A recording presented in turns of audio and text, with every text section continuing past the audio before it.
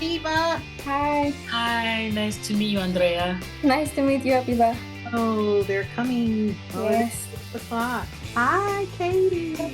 Malai. Hi, everybody. Hi. Nicholas. Hi, Nicholas. Hi, Ruth. Hi, Linda. Good to see you. You too, Wanda. Dr. Wanda's here. Katie, Aviva. Good afternoon, everyone. Good afternoon. Good afternoon. Oh, Theodore Terry. Pastor Terry. Hi. Hi, everybody. Hey, Sister Linda, how you doing this morning? Evening, I'm sorry. Okay, that's fine. Oh, I don't know who the iPhone is. Dawn. Dawn. Hi, it's Dawn. Dawn, yay. Hi, how are you? Great. We're going to start in 1 minute. Okay, sounds great. Oh, Mia, yes. Look at that. Yara's got her book. Hi, Mia. Oh.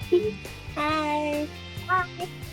Tell me your name. Say, my name is Zion. My name is Zion. Say, Hi, Zion. I like Zion. Wow. Hi. Lisa. Thank you. Well, ladies and gentlemen, I am so excited that you all joined the first 2005 Erudite Nation Family Salon. Welcome, welcome, welcome. I am going to be assisted by our family literacy champion, Andrea Bernal Lopez. I can't say it as beautifully as she says her name because she speaks Spanish, and we have some Spanish-speaking people who may jump in, and she'll be doing the interpretation. But let's get started. Thank you all for joining. This purpose is just for us to gather and share. First of all, we have some families here who got books from the Metro East Literacy Project, and we are going to ask them to share how they like the books and how they are enjoying their reading experiences. And then the rest of you all are avid readers. Katie, I know, is, and Theodore and Dawn and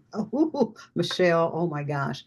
So I would just love for you all to share, what do you get out of reading? Share with our audience. We're just a community. We're just trying to help each other and inspire each other. Because for me, reading, and just to use that phrase, reading is fundamental. It's just so important to everything that we need to do in life. We just want to spread that good news about how reading is just so helpful in your life. So thank you again for being here. About every 15 minutes, we're going to do a drawing, an attendance prize for our families. And then also these t-shirts that some of you have on, we're going to put a link for those who want to have a t-shirt. I think, Malai, you have one, right? You still have some of you already have that. And if you want to have one of these t-shirts, look at you, Zara, with your t-shirt on. So you all will have a chance to get those. But I want to start out just telling a little bit of my story. I grew up with books in my home, and we always got books for Christmas. And it's just something my parents, they just instinctively knew that besides the toys that we also got books. We had subscriptions to magazine like Highlights. And I think because of that background, I just became an avid reader. We also had library cards. And on top of that, I had an outstanding reading teacher when I was in first grade. So I latched on to reading at a very early age. And what saddens me and what spurred me to start the Metro East Literacy Project was, first, my grandmother was illiterate. And I said, nope. I'm going to make a vow to teach people how to read. And then later on, I found out that there's so many children around the nation and in our neighborhood. I mean, it's all on the news. They are not reading well. They are not reading on grade level. And I was very concerned about that. And so the Metro East Literacy Project, we want to give families books, tutoring, whatever we can do to help in this cause. We're not going to solve all the problems, but we're going to do something to help the situation. Does anyone want to share? What's your experience with reading? How did you become an avid reader? I shouldn't say that term, avid reader, but just tell us a little bit about your reading journey. Sorry, Linda, I'm going to interrupt you a little bit. Sure. One of our Hispanic families just joined in, so I'm going to interpret everything you just said, or at least the last part. Okay. So that she can understand what we're talking about. And if she participates, then I'll translate whatever she says to English. Bueno, lo que nos ha ayudado es que pues mi hijo vaya bien en la escuela, en lectura, poco mejor el inglés y el español, Okay, she says that reading has helped her a lot, and mostly to her children, because her children are doing great at school and they are now beginning to understand better the Spanish and the English.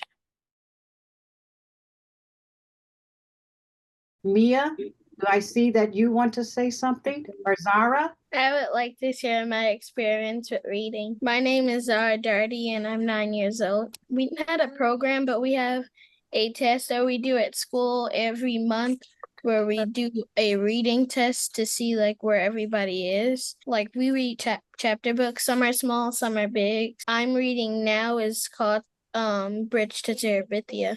I can chime in. I would say what reading means to me, it goes back to my ancestors, and the fact that they were denied being able to read, being able to be literate, being able to not being able to progress, but we still, prevailed. And what's in my mind is, put it in a book and they'll never know. They'll never know if you put it in a book, So that is what I teach my daughter. I try to teach her all of the knowledge, all that was denied, all of the truth, because that is, looking at what's happening just with the administration right now, that they're looking to take all those books and taking all the truth, and that's a scary thing when you take the truth and you're able to fill it with whatever you want to put in those gaps, and that's something that's fearful for me. So it's so important that I fill our home with books that may possibly be banned, that may possibly they won't be there tomorrow. So making sure that we have access to those.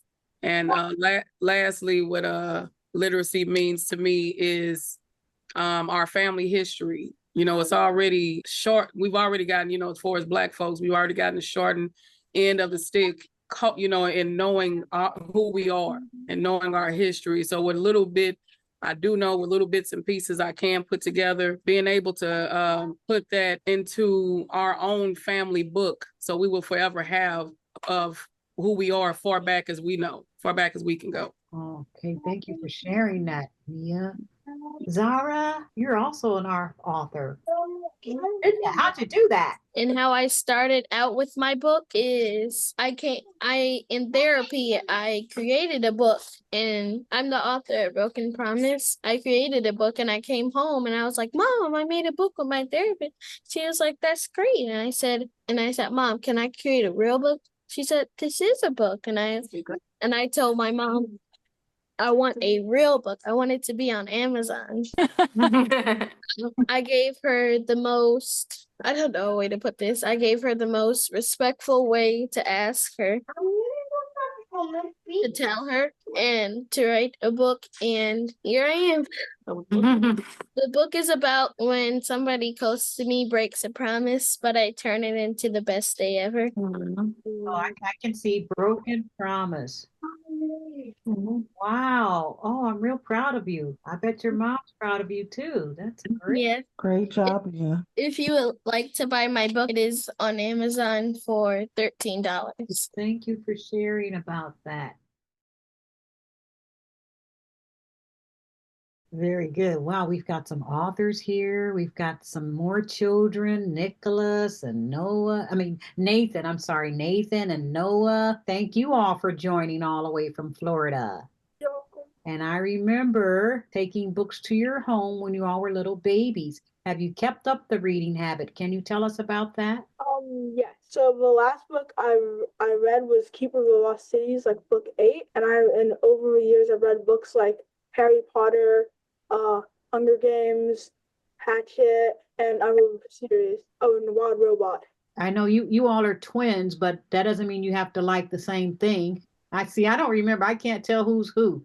Me, Nathan, I have glasses. He doesn't. Nathan has glasses. Okay. Well, Miss Olomu, hi. Thank you for joining us today. You want to talk about your reading experience? Yeah. Tell us your name. Naomi. Naomi. Okay. Hi, Naomi. I see what your mom did. All of you all have the names that begin with N. I see that. Okay. Please tell us about your reading journey. Books with you, and it started when I was in kindergarten. And well, how old are you now? I didn't know how old are you now? 8 and I'm turning 9 this year. Okay. And you like books. What kind of books do you like? I like comic books. Ah, very good. Anything else you like to share? You like comic books? And my favorite book is Dogman. I've seen those, but I've never read one. I've seen those Dog Man books. I give a lot of those to families because I get a lot of donations of those books. Well, I hope you stay reading, all of you all, for the rest of your life. Your parents are in the medical field, and how could they do all that without being readers? So you all keep up your good reading habit. That's so, so important. Thank you very much for joining us. Katie, you're just sharing anything you want about your reading journey. From knowing you, I also know that you're a writer. I know you told me you were just such an avid reader as a kid. My name is Katie Otey. Hello, everybody. I learned how to read at the age of 3. At the time, we weren't aware of how that happened, but I now know it was something called hyperlexia. It can happen with people who are like neurodivergent. So I really, really loved books. It was something that was a hyper focus of mine. I've read thousands of books. I used to spend the entire day just reading. Very much just to myself, would read maybe 3 whole novels a day because I literally did nothing else but that. As I got older, I still loved books. I loved everything. But I noticed that I kind of started feeling like I wasn't represented in books, like my life wasn't represented in books, or when I saw people that looked like me in books, they were almost always going through some type of traumatic experience, or they were invisible, as far as like a main plot point in the book. And again, I read a lot of books. So when I got older, decided to become a writer, and I wanted to specialize in humanity stories, fun stories, stories that kids would love to read and share and laugh, that featured Black characters or characters of color just being, not struggling, not suffering, not in a way that removes their humanity from them. Katie, you've got something to share about, you said you're an author, and how does reading apply to what you're doing now? Thank you. Well, I'm a writer and I'm a publisher. I spent over 10 years trying to break into the traditional publishing side of things, getting an agent, getting a publisher to want to publish my books. I went to countless conferences. I started volunteering with the Society of Children's Book Writers and Illustrators, spent 8 years running critique meetings, never could get published. I finally had a friend that became an agent, and she immediately picked me up as a client. And her very first sale was one of my books called Every Other Christmas. That's a story about a child who's biracial. That child is African American and Colombian, and they alternate the holidays between their divorced parents spending Christmas. And so you can see how different cultures celebrate the holiday. It was very important to me to write a positive, uplifting story that shows positive co-parenting, multi-generational story, multicultural story, because again, my biggest thing is showing the humanity of people in the books. Every Other Christmas won an award, well, an honorable mention from the Empowering Latino Futures Book Awards. So that was a big deal because my book is in English and I am not Hispanic or Latino. And so to have my book recognized is something that they thought was great for the community, meant a lot to me. I then opened my own publishing company due to a lot of racism within publishing. And I decided if I wanted to see books out there that were humorous for kids of color to read, I was going to have to produce them myself. And so I started my very first book, middle grade, called Izzy's Almost Epic Day. And it's a hilarious story about a kid who's 11 and he thinks he's going to have the best day ever. And every chapter is an hour of the day, and every hour something goes wrong. So I wanted it to be for the reluctant reader, something that's hilarious and fun for them to read, something that could be done as a book club, but also shows perseverance, shows a family, shows siblings, shows all those things without the racial trauma that the traditional publishing side loves to produce for us. I mean, they just can't get past that. That's our only story. So that's a lot about me. I have been raising money to donate these books to classrooms because along with Linda, I'm a big advocate of doing whatever I can to help increase our literacy rates, especially when we're looking at less than 10% of Black boys can read by eighth grade. That's insane. And one last thing, real quick. My very first book that I published under my own publishing company called Sister is about foster care and adoption, and it got me the best new voice in children's books. From the Independent Book Publishers Association. It was named Kirkus Reviews one of the best books of 2024. And I thought it was, I was very proud of that book because it was the very first book that I published on my own. So it just goes to show that all that gatekeeping, I mean, it's holding us back from what our potential is, and sometimes you just have to go around it. So okay, I'm done. I promise. Sorry. Yeah, that's what I do. Malai, I wanted to ask you about your work with the campaign for grade level reading because I've been involved with that for a while. Tell us what that's about. Yeah, thank you very much, Linda, for inviting me in. So, the Campaign for Grade Level Reading is a network across the nation of communities who have all put a stake in the ground of recognizing the importance of reading. And the community that I became really acquainted with and how I met Linda is Turn the Page STL. So if you have been to any of the events that Lisa Greening has put together, she works in partnership with Linda.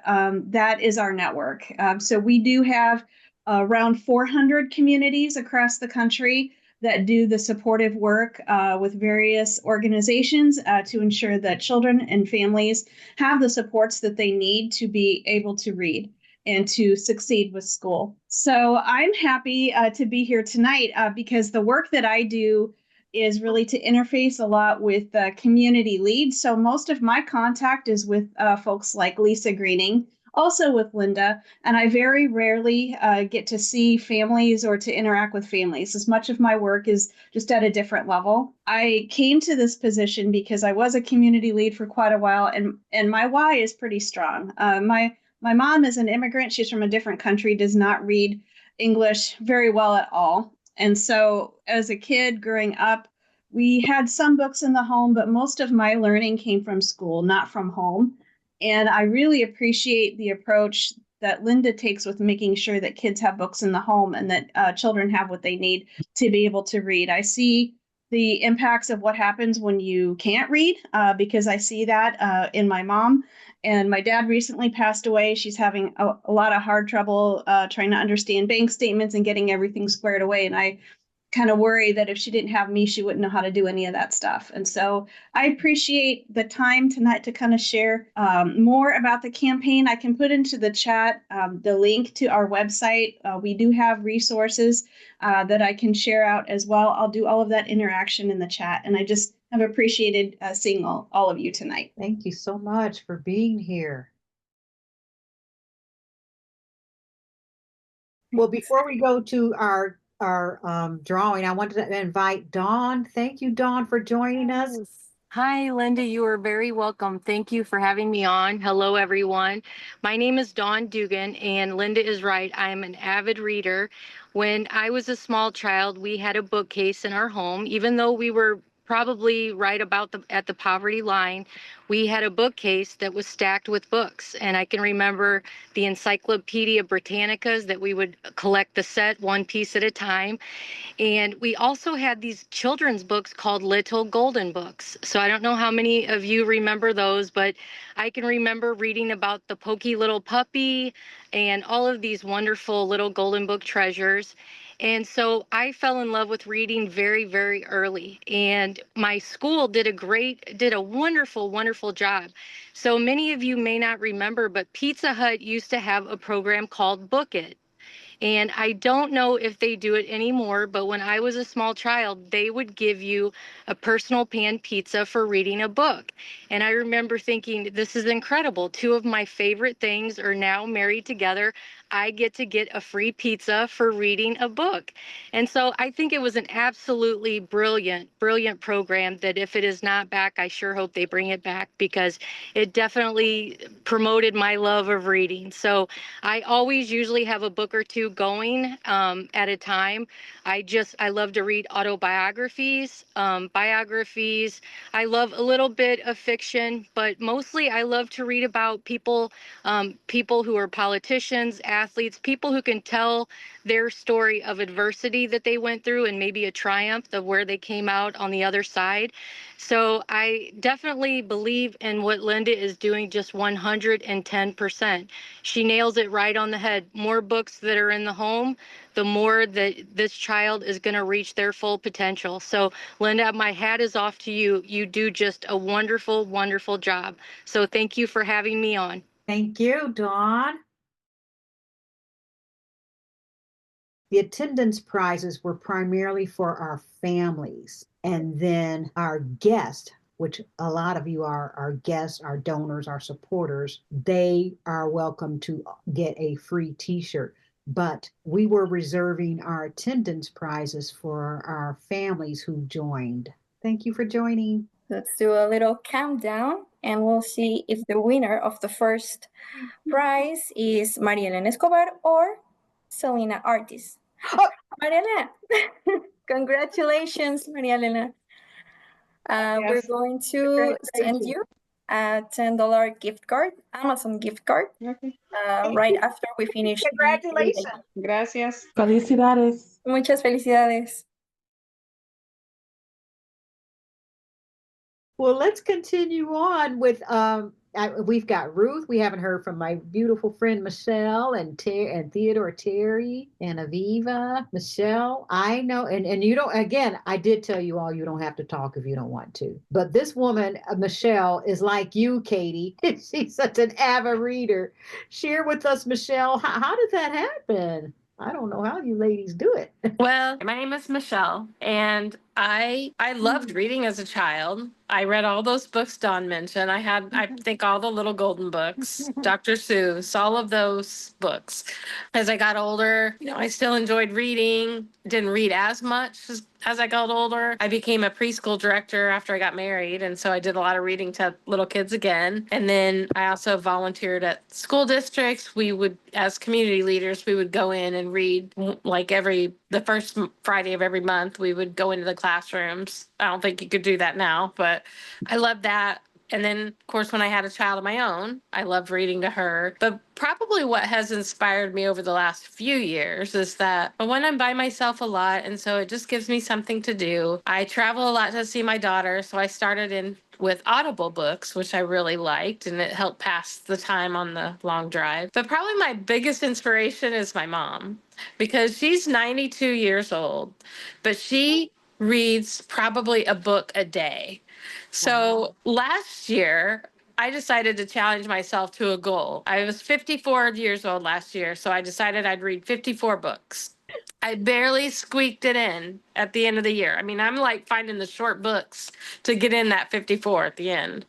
This year, I thought, well, I'll up it to 55 since I'll be 55 this year. Not yet, but will be. And so far, as of today, I just finished my 20th book. So I think I'm ahead of the goal a little bit. She's at like 38, but but I love historical fiction. That's probably my favorite category, because I feel like it takes me to a place where I maybe didn't experience, and I can experience real life things, even though it's told in a fiction story. So any generation, and it helps me kind of learn more about those generations and what they went through, and at that time helps me appreciate what I have now. And I don't know, I just really love reading. It keeps me from scrolling mindlessly off the internet that puts nothing into my brain, and it helps me fill my brain with something worthwhile. So I've just really found a love for reading again. Thank you for sharing, Michelle. I appreciate that. If there's anyone else who'd like to share anything about their reading journey, we just want to encourage each other, especially our families, maybe who are just starting out having books in the home, and just share anything you want to share to help us continue along this journey. Because as I said, I wouldn't even be where I am today without being to read. And I'm full disclosure, my daughter's here, and I'm looking at her, and she's in the music industry, and she shared so much in an interview I did with her about how much literacy is involved in music. Aviva, can you share just a little bit about that as far as in your career? How much do you use literacy in reading? Yes, I mean, I love reading, and obviously it's helped me navigate my life in many ways. And as a working musician and performer, primarily an independent but professional, musician and performer and composer. And there's a lot of interfacing with different people. There's a lot of collaborating with different folks who are in charge of different projects. And so being able to read, first of all, just read the emails that come through and read the contracts, to make sure that I'm going to show up at the right time, that I know what the time commitments are, that I know what's being asked of me, to be able to just be able to communicate not well when I'm not just well verbally when I'm on the scene interfacing with people live, but also long before we even meet up in person, I have to be able to convey myself, who I am, to make sure I'm the best fit for what their vision is, and to just create a connection because as collaborators, we're starting a relationship together. So if I, can't navigate the written word that well, I might have some obstacles that keep me from the opportunities that I'm supposed to be experiencing. So that I would say that's the most critical way.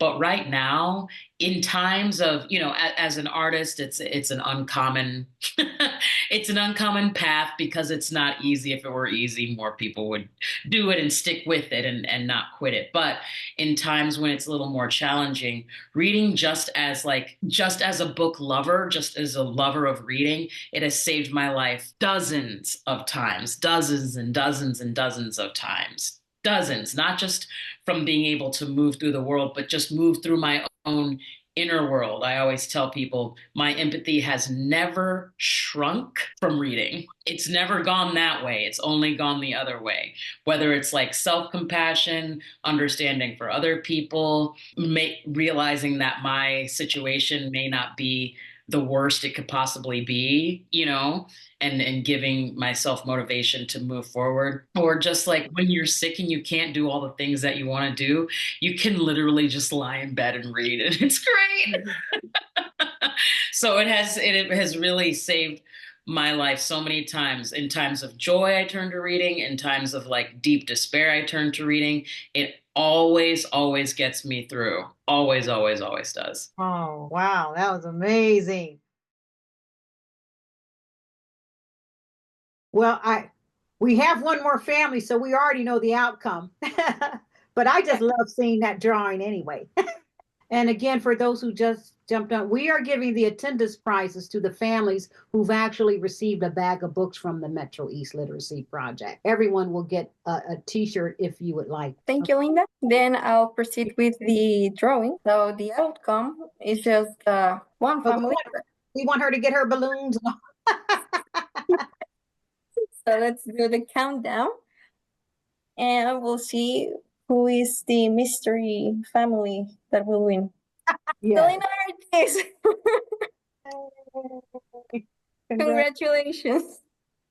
Selena, you will be getting a $10 Amazon gift card. Would anyone like to share? I know Terry, Theodore, I know you're an avid reader. You have a long list of books that you read all the time, and it's very important for the work that you do. Why don't you close us out with telling us a little bit about your reading journey? Thank you so much, everyone. And I just go by Theodore. I have many titles, Dr. Terry for some of my students, and also for around church, I'm referred to as Pastor Terry. Within law enforcement, I'm referred to as Chaplain Terry.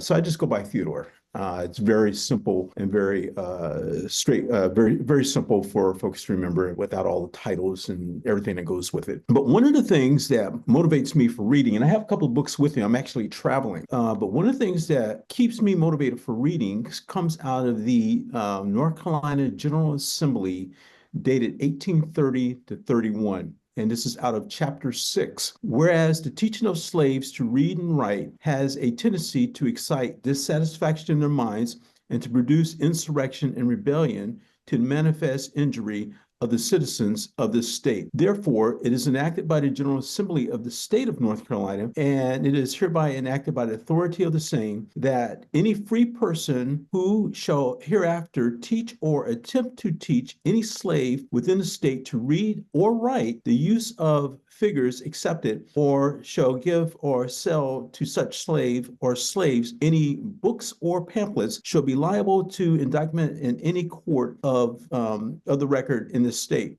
having jurisdiction thereof, and upon conviction shall, at the discretion of the court, if a white man or woman is found out less than $100, nor no more than therefore shall be fined, imprisoned, or whipped at the discretion of the court of not exceeding 39 lashes, nor less than 20 lashes.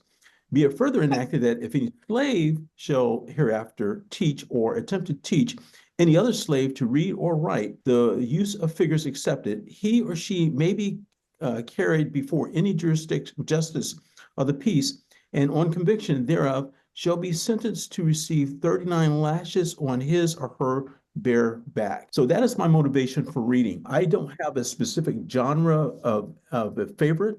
I read all kinds of books, any book that I can possibly read.